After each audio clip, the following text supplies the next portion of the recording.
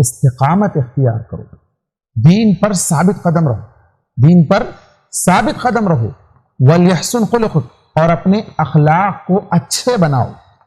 اب آپ دیکھیں یہ دو باتوں کو، ثبات قدمی بہت بڑی چیز ہے، فتنوں کے دور میں تو بہت بڑی چیز ہے۔ اللہ تبارک و تعالیٰ نے ان لوگوں کو خوشخبری سنائی جو ایمان لانے کے بعد اس پر ثابت قدم رہتے ہیں۔ ان الذين قالوا ربنا الله ثم استقاموا تتنزل عليهم الملائكة الا تخافوا ولا تحزنوا وابشروا بالجنة۔ اللہ اکبر۔ جو لوگ ایمان لے آتے ہیں پھر کہتے ہیں کہ ہم اللہ پر ایمان لے آئے اور اس پر جم جاتے ہیں، مضبوطی سے جم جاتے ہیں، پھر اللہ تبارک و تعالیٰ ایسے لوگوں پر فرشتوں کو نازل کرتا ہے، مصیبتوں کے وقت میں، موت کے وقت میں انہیں یہ تسلی دیتے ہیں کہ غم نہ کرو، پریشان مت ہو، بلکہ تم خوش ہو جاؤ، اللہ تبارک و تعالیٰ نے تمہارے لیے جنت کا وعدہ کیا ہے۔ اللہ اکبر۔ تو یہ ثبات قدمی بہت بڑی چیز ہے۔ بہت سے حالات انسان کی زندگی میں ایسے آتے ہیں جہاں انسان کا ایمان لڑکھڑا جاتا ہے، انسان کے ایمان میں تزلزل پیدا ہو جاتا ہے، تو اپنے ایمان کی حفاظت کرنا چاہیے اور اللہ تبارک و تعالیٰ سے دعا کرنا چاہیے، یا مقلب القلوب ثبت قلبی علی دینک۔ اللہ کے نبی صلی اللہ علیہ وسلم کی بڑی پیاری دعا تھی کہ اے دلوں کو پھیرنے والے، میرے دل کو تیرے دین پر ثابت قدم رکھ، ثبت قلبی علی دینک۔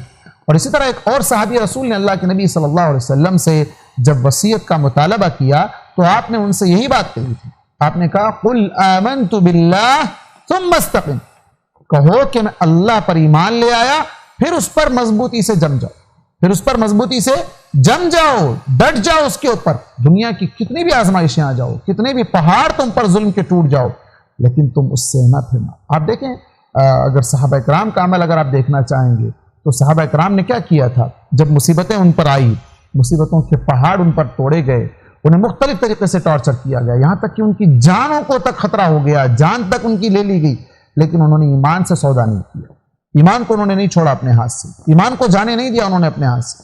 لہٰذا اپنے ایمان کی حفاظت کریں، مصیبتوں کے وقت ہی میں آزمائش ہوتی ہے۔ اللہ تبارک و تعالیٰ نے کہا احسب الناس ان يتركوا ان يقولوا آمنا وهم لا يفتنون، کیا لوگوں نے یہ سمجھ رکھا ہے کہ وہ صرف زبان سے یہ کہہ دیں کہ ہم ایمان لے آئے، اس پر ان کو چھوڑ دیا جائے گا، اس پر انہیں چھوڑ دیا جائے گا، آزمائے نہیں جائیں گے؟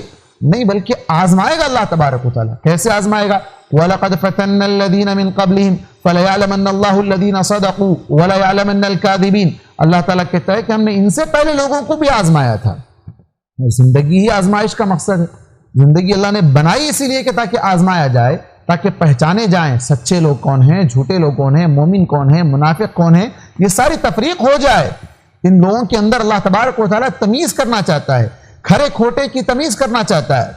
اور اللہ تبارک و تعالیٰ نے صحابہ کرام، اس سے پہلے کی قومیں، جتنی بھی قومیں گزری، ان تمام پر ایسی ایسی مصیبتیں ان پر آئی تھی، اللہ تبارک و تعالیٰ نے ان کے ایمان کا امتحان لیا۔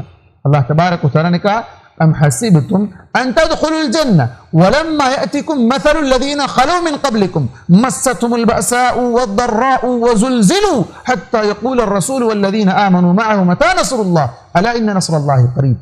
کیا تم نے یہ سمجھ رکھا ہے کہ تم جنت میں ایسے ہی چلے جاؤ گے بغیر آزمائش کے؟ تم کو آزمایا نہیں جائے گا، حالانکہ تم پر ابھی وہ مصیبتیں نہیں آئی، وہ آزمائشیں نہیں آئی جو تم سے پہلے لوگوں پر آئی تھی، بڑی کڑی مصیبتیں آئی تھی، زلزلہ ان کو پوری طرح ہلا کر رکھ دیا گیا تھا، ایسی ایسی آزمائشیں آئی تھی۔ آپ جانتے ہیں اصحاب الاخدود، گڑھے والے، جن کو گڑھے میں زندہ جلایا گیا تھا، لیکن انہوں نے ایمان کو نہیں چھوڑا تھا، انہوں نے ایمان کو نہیں چھوڑا تھا۔ اور صحابہ کرام کو بھی آپ دیکھ لیں، کتنے صحابہ کرام جن کو جو ہے نا شہید کر دیا گیا تھا، انہوں نے اپنے ایمان کو نہیں چھوڑا تھا۔ حضرت خبیب ہیں، حضرت سمیہ ہیں، حضرت بلال کی آپ دیکھ لیں کتنی قربانیاں ہیں، کس طریقے سے ان کو ستایا جاتا تھا، خود اللہ کے نبی صلی اللہ علیہ وسلم کو کس کس طریقے سے ستایا جاتا تھا، لیکن کبھی ایمان کے اندر کوئی ذرہ برابر، کوئی رتی برابر ان کے اندر تزلزل پیدا نہیں ہوا، ان کے اندر کبھی اس کے اندر کمی کا احساس نہیں پیدا ہوا، یا ایمان کے بارے میں کبھی انہوں نے نہیں سوچا کہ اس ایمان کی وجہ سے ساری مصیبتیں اٹھانا پڑ رہا ہے، چلو اس ایمان کو چھوڑ دیتے۔ نہیں، آج کا مسلمان ایسے حالات میں ایمان سے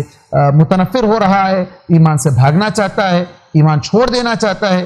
اسے چاہیے کہ اللہ کے نبی صلی اللہ علیہ وسلم کی اس بات پر عمل کرتے ہوئے ایمان لانے کے بعد اس پر مضبوطی سے جم جائے،